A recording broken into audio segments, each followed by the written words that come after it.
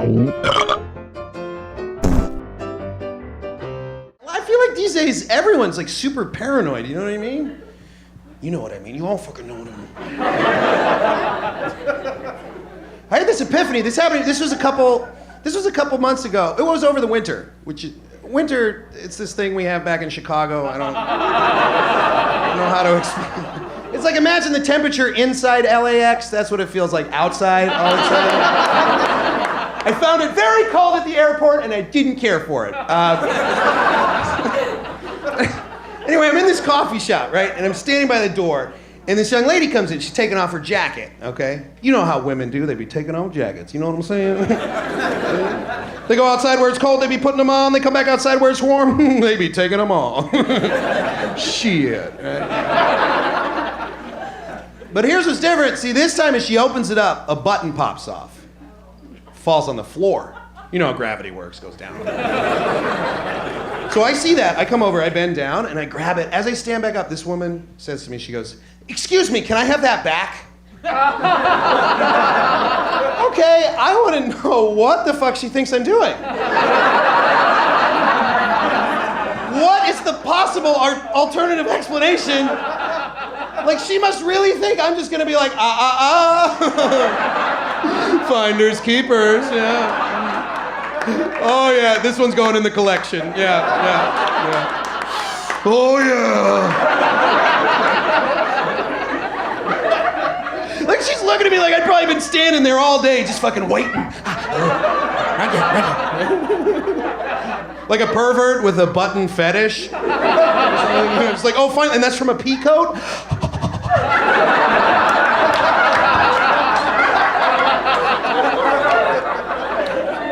It was stupid. I'll tell you what, it was that minute I knew. Chivalry is dead. So what I did, I took the button, I put it in my mouth, I swallowed it, I fucking ran away. Right? Yeah, thank you. Thank you, I did it for you guys! It's a game time call, I think it was the right one. It did give me a tummy ache. But that's all right, because that night, I pooped a button. What? Yeah, I like to party. You know, you pooped a button before. Come on. Single again, ladies. Ow! I like to make the noise in case nobody else does, so it's not embarrassing. Everybody's dating online, though. I miss the old days when you had to be brave. If you saw a woman that you thought was beautiful, you just had to walk up to her. It might be the last chance you ever saw her. You just had to go over and be like, "Excuse me, miss, I saw you, and I know you're probably just hanging out with your friends, and it's like really cute, but I just thought maybe I could buy you a drink sometime."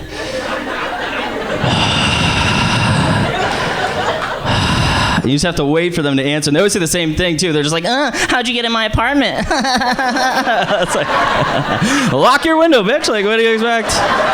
What do you do? I don't know. I'm trying, though. I'm trying to do the online thing. It's so tough, though, especially out here in LA. I didn't know, like, every chick was a specialist at, like, special effects makeup. I don't know if you guys knew that. Like, fellas, you know what contouring is? Yeah? Okay, if you don't know, that's when a woman finds her cheekbone and draws a new face on her face. It's just a different face than the one that she has. All my first dates are at hot tubs. I like to dunk them and just see what melts off, you know, like a Crayola painting. And the angles, too. Like, I mean, I like them thick. Everybody does, right? But, like, you get these skinny, thick girls that can kind of trick you with the way. They all have the same picture, too. If you get a body shot, it's like from 900 yards away. They point the toe so it looks good. You see the butt and the tits at the same time. Hands up here. Look up to hide the chin fat. The picture's taken from a fucking satellite, I guess. I don't know. I'm on Tinder like, I think that's a woman. Sure. Yeah, that's fine. Let's go with that. I like them big. I like the thicky thicks. I like them really big, though. Bigger than you guys are thinking. Like, whatever you're thinking of, double it. That's what I'm into. I really like that, too. And because they have all the angles and stuff, you never really know what you're dealing with. I found a way around it. You just got to ask qualifying questions. That's what I do, right? So I just skip all the bullshit. If they match with me and they're like, "Hey, Justin, how you doing?" I'm like, "Oh, hey, girl, do you have sleep apnea?" Because if you do, well, my girls just sound like Bane, you know? That's thick enough for me, for sure. Just at the airport today, and you never know what you're gonna get, so I try to be like, gonna have a good trip, and just gonna manifest that, right? And I think, like, when I get on the plane, I can relax, right? And this weird shit happens. First, I see this lady, and she's just gorgeous, right? This beautiful woman, like beautiful blonde hair, her designer bag, and diamond ring, and she just like pushes her bag like that, just in an instant, right? And I was like, she's just so fragile and gorgeous, and I just thought, fuck you. Mary Lynn, why? She's a fucking bitch, that's why. Oh, I'm a superwoman, I'm gorgeous in every way. Where's that coming from? That rage inside of you, Mary Lynn. And then I realized that it's just because I want to be her, you know? Like, I want to be that supermodel, perfectly hot in every way. Like, I'm not saying I'm not hot. Like, it's cool. Like, I'm okay, you know, I'll get the job done. Ooh, whatever. That's not what I'm talking about. I'm trying to tell you guys I want something more than that, something beyond that, you know? Just for the day, just to not have anything else in my mind. I just want to be like stupid hot. Like the kind of girl she knows she's hot, but that's about all she knows. Like she's at the bar with the guy, right? And the guy's like, oh, more about me and sports. You know, normally I'd be like, no, not stupid hot. It's like, go on. Oh, yeah.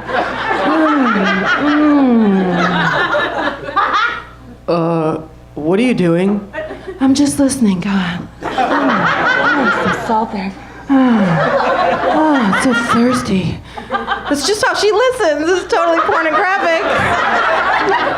And then the guy, like, he's like, I can't focus on what you're saying. I have to have you right now. And then he takes her out back, you know, in the alley behind the bar.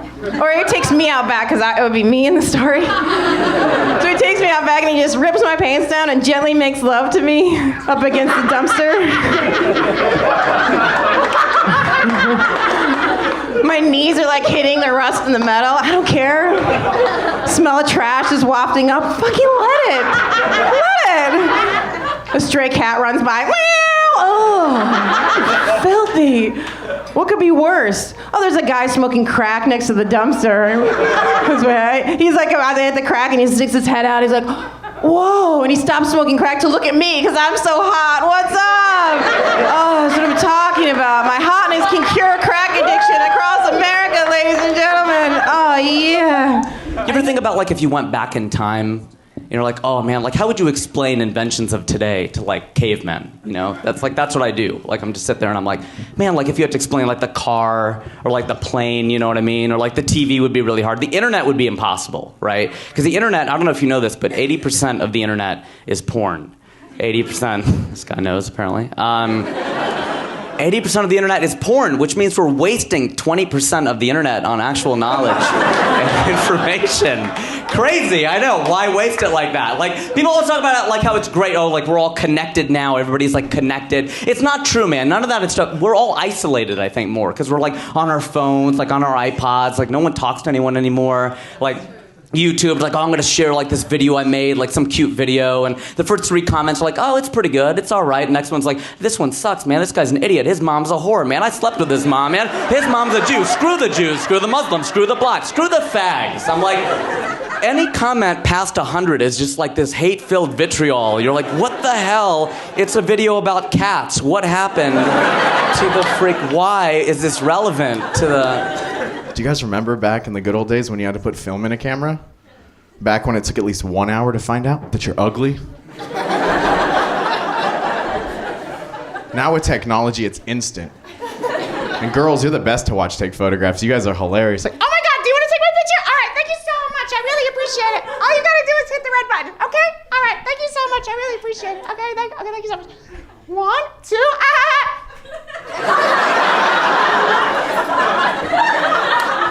Suck it in. Facebook. Thank you so much for taking the picture. I really appreciate it. That's so kind of what the fuck.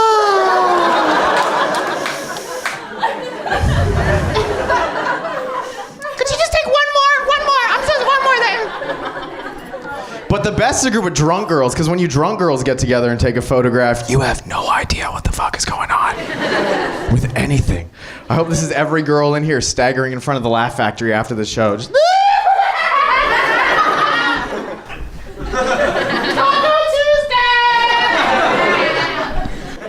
it's Wednesday night.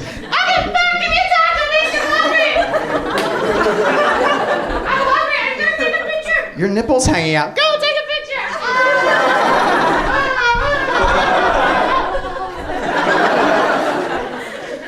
Then you girls take the picture, but only 4 out of 5 of you like it. There's always one girl in the group who never likes the photo, who never wants to upload it to the internet. And that girl's always the girl that you hot girls bring around to be the designated driver, take one for the team. This guy's laughing because he's hooked up with that girl before. You hot girls will be looking all good, all dolled up, ready to go party on the town, looking good, boobs pushed out, smiling, looking sexy. As soon as the flash goes off and that picture shows up on the back of the camera, this girl will creep, who you don't see all night, out of the shadows, from the darkness, out of nowhere, just demanding, "Let me see the picture. Give me the camera. I don't like it." But then you hot girls are like, "Shut up, Claudia, we're not tagging your ugly ass on Facebook anyway. Get the hell out of here."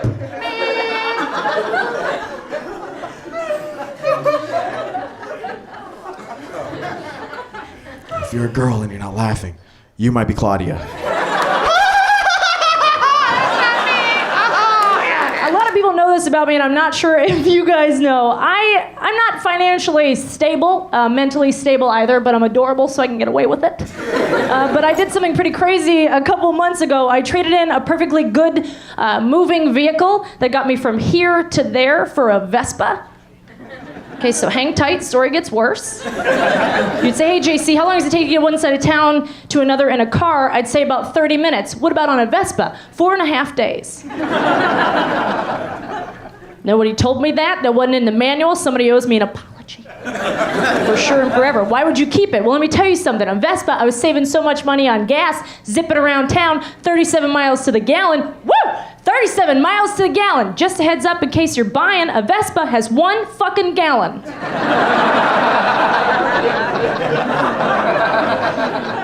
So if you need me, I'll be at a gas station for the remainder of my life. And have you ever thought to yourself on a Vespa, am I an attractive person?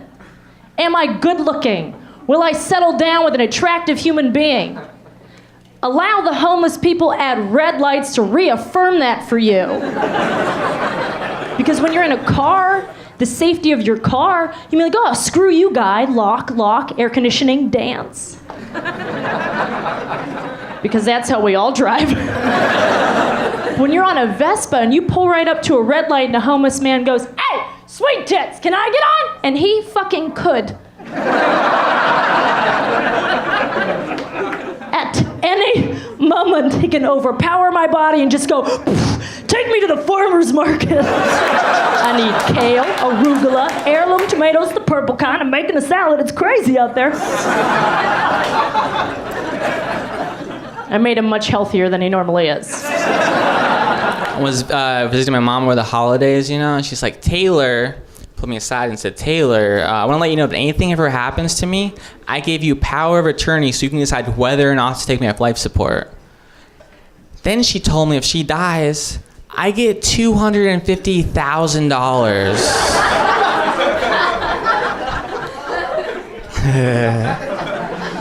So I unplugged everything in the house. Just practicing. Unplugging things, whatever, Because I'm gonna murder her. I'm not gonna kill my mom, you guys, alright? Just relax. God forbid she dies, though. My life would be amazing.